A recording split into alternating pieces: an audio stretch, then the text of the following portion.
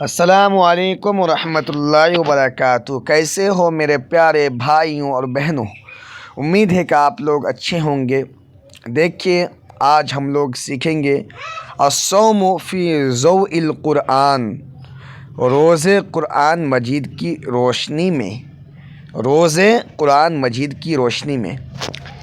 دیکھیے، آپ لوگ دھیان دے کر سنیے اور اس پر عمل کیجیے۔ روزہ اسلام کے 5 فرائض میں سے ایک فرض ہے۔ روزے پہلے امتوں پر بھی فرض تھے، یعنی یہ نہیں کہ ہم پر فرض ہوا ہے، ایسا نہیں ہے، پہلے امتوں پر بھی فرض ہے۔ اس کی دلیل میں دیتا ہوں، آگے ہے۔ روزے کا مقصد گناہوں سے بچنے اور نیکی پر چلنے کی تربیت دینا۔ دیکھیے، روزے کا مقصد ہے گناہوں سے بچنا۔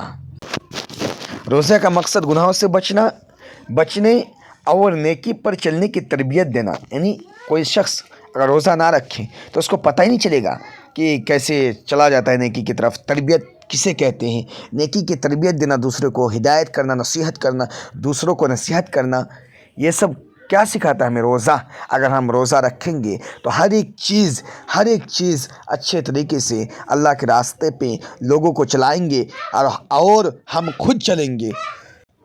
یا ایھا الذین آمنوا کتب علیکم الصیام کما کتب علی الذین من قبلکم لعلکم تتقون۔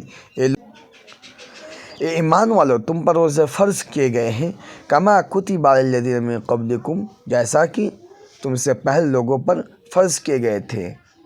آگے ہے لعلکم تتقون، تاکہ تم متقی بن جاؤ، متقی ہو جاؤ۔ رمضان کا مہینہ پانے والے ہر مسلمان پر پورے مہینے کے روزے رکھنے فرض ہیں۔ مسافر اور مریض کو روزہ نہ رکھنے کی رخصت ہے، لیکن رمضان کے بعد ان دونوں کی قضا ادا کرنی ضروری ہے۔ مسافر یعنی اللہ تعالیٰ جو ہے نا، اپنے بندوں کو کٹھن میں، مشکل میں، پریشانی میں نہیں ڈالنا چاہتا ہے۔